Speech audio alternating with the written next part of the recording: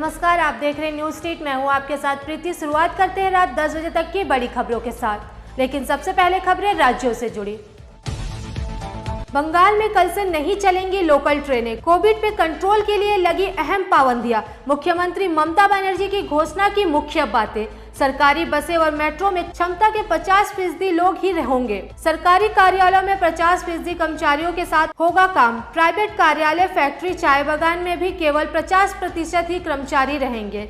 बाहर से आने वाले सभी लोगों के लिए नेगेटिव रिपोर्ट जरूरी। Social and political gathering shall be prohibited except the cultural and pair, যেটা বলেছি আমরা 50 জনের মধ্যে, সেটা পলিটিক্যাল নয়, কালচারাল।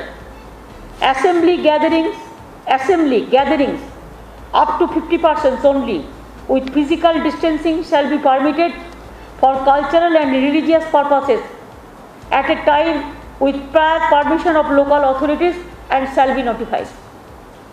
Permission নিয়ে করতে হবে। Movement of all local trains to be suspended from tomorrow. তার কারণ এখানে গাদাগাদি করে আসার ফলে এক তো 4-5 লাখ লোক বাইরে থেকে এসে আমাদের 12টা বাজিয়ে দিয়ে চলে গেছে। এখন তো আমাদের এটা রক্ষা করতে হবে। शपथ समारोह में ममता बनर्जी को नसीहत। राज्यपाल जगदीप धनखड़ ने कहा, बंगाल में हिंसा तुरंत हो बंद। दीदी का जवाब, अब तक चुनाव आयोग के हवाले था बंगाल। मंत्री पार्थ चैटर्जी ने कहा, आलोचनाओं के बजाय राज्य की सहायता करे राज्यपाल।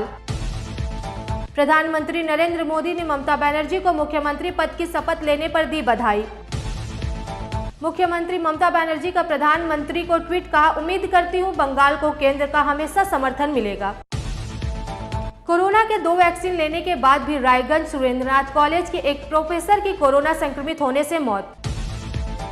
कोरोना संकट में मुख्यमंत्री ममता बनर्जी ने कहा, पत्रकारों को पहली डोज देना ही हमारी प्राथमिकता होगी। 3 কোটি আমরা অলরেডি চেয়েছি, কিন্তু পাচ্ছি সেটা খুব কম।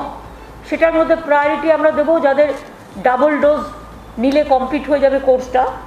2 হচ্ছে ট্রান্সপোর্ট ওয়ার্কার্স, সাংবাদিক এবং আমাদের হকার।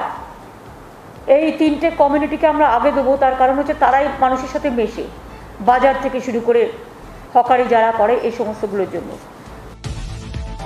आंशिक लॉकडाउन से कम हुआ रोजगार। लोग जरूरत के बगैर बाहर निकल रहे हैं। बसें खाली है। सबसे ज्यादा नुकसान गैर सरकारी बसों को हो रहा है। बस कंडक्टर गोविंद दास का कहना है कि पहले 250 से 300 रोजाना इनकम हो जाता था, पर अब 100 रुपए कमाना भी हो रहा है मुश्किल। তেলের পয়সা হচ্ছে না, আর এখন কি করে পেটের দাম আমাদের চালাতে কিছু করার নেই। পেট তো মানছে না, আর তো সংসার ধর্ম করেছি, বাল বাচ্চা আজ রাজ্য করছি।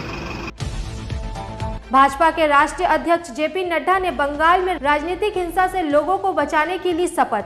ঈশ্বরের নামে শপথ নিচ্ছি যে পশ্চিমবঙ্গের জনগণের দ্বারা দেওয়া বিধায়কের দায়িত্ব সম্পূর্ণ সততা ও নিষ্ঠার সাথে পালন করব। भाजपा प्रदेश अध्यक्ष दिलीप घोष ने चुनावी नतीजों के बाद राज्य में लगातार हो रही हिंसा के विरोध में भाजपा कार्यालय के सामने किया धरना प्रदर्शन। भाजपा ने दावा किया है कि विधानसभा में जीत के बाद तृणमूल कार्यकर्ताओं ने कम से कम 9 भाजपा कार्यकर्ताओं और समर्थकों की है हत्या। अब रुक करते हैं देश और दुनिया से जुड़ी खबरों की ओर।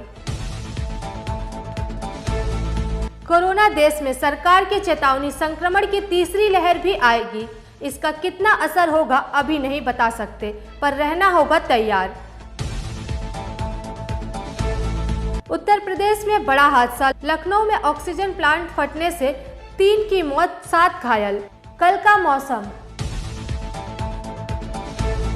महानगर का अधिकतम तापमान 32 डिग्री सेल्सियस और न्यूनतम तापमान 26 डिग्री सेल्सियस दर्ज किया गया है। आंधी व तूफान की संभावना जताई जा रही है। कल का पंचांग।